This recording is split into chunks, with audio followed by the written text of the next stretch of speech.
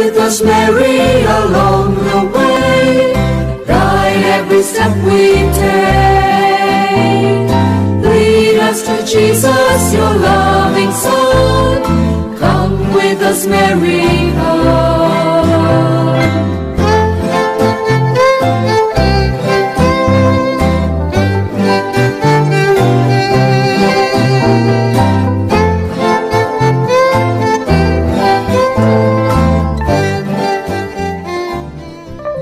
यीशु मई महीने की भक्ति का 14वां दिन, मिस्र देश को प्रस्थान। उन दिनों यरूशलेम इस्राएल का धार्मिक केंद्र स्थल था। इसी केंद्र से शासन का संचालन भी होता था। वहां का तत्कालीन राजा हेरोद था। वो बड़ा ही दुष्ट था। उसके जासूसों का जाल चारों ओर फैला हुआ था। उन्हीं दिनों में मुक्तिदाता प्रभु यीशु का जन्म हुआ था। उनके जन्म के समय विश्व में अनेक परिवर्तन हुए। आकाश में भी परिवर्तन हुआ। एक अजीब सा सितारा चमका, जिसे देख 3 ज्योतिष विद्या में निपुण राजा सितारे के द्वारा इंगित दिशा में नए राजा की खोज में चल पड़े। अंत में वे यरूशलेम आए। हेरोद के पूछने पर शास्त्रियों द्वारा ज्ञान हुआ कि नए राजा का जन्म यहूदिया नगर के बेथलेहम में होना है। हेरोद ने उन तीनों मजूसी राजाओं को बेथलेहम भेजा। साथ ही उनसे कहा, जाइए बालक का ठीक ठीक पता लगाइए और उसे पाने पर मुझे खबर दीजिए, जिससे मैं भी जाकर उसे दंडवत करूं। वे तीनों राजा हेरोद की बात मानकर चल दिए। वे उस तारे के मार्गदर्शन में बेथलेहम पहुंचे। उन्होंने वहां बालक यीशु को अपनी माता मरिया और योसेफ के साथ देखा। उन्होंने उस दिव्य बालक को साष्टांग प्रणाम किया और स्तुति अर्चना चढ़ाए।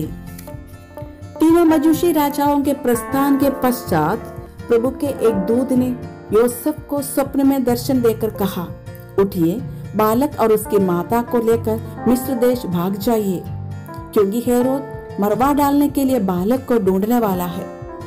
ये सूचना पाकर योसेफ तत्काल वहां से बालक और उसकी माता के साथ रातों रात मिस्र देश की ओर चल पड़े। वो छोटा सा परिवार सिर पर पाँव रखकर पश्चिम की ओर भागा जा रहा था। मरिया अपने लाल को छाती से लगाए चल रही थी। सुनसान तथा विशाल मरुभूमि पार करते हुए बड़ी कठिनाई से अपनी यात्रा तय कर वे मिस्र पहुंचे।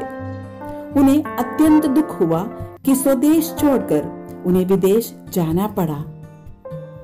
प्रभु यीशु इस संसार में अवतरित हुए ताकि पाप के सागर में डूबी मानव जाति का पूर्ण उद्धार करे।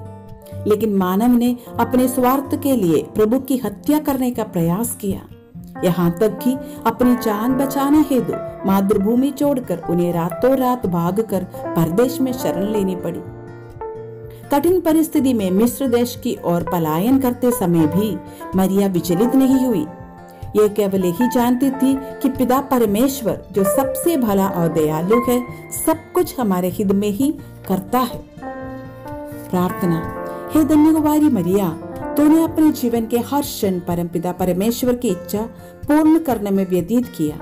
दुख, संकट और किसी भी विपत्ति के समय तेरा हृदय कभी विचलित नहीं हुआ।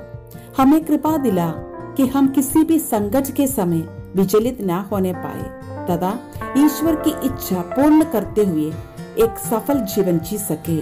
आमीन। आइए आज हम पापियों के मन परिवर्तन के लिए निरंतर प्रार्थना करें और उन्हें पापों के लिए प्रायश्चित करने तथा पापों की क्षमा प्राप्ति हेतु कृपा मिलने के लिए 3 प्रणामर्य प्रार्थना करें।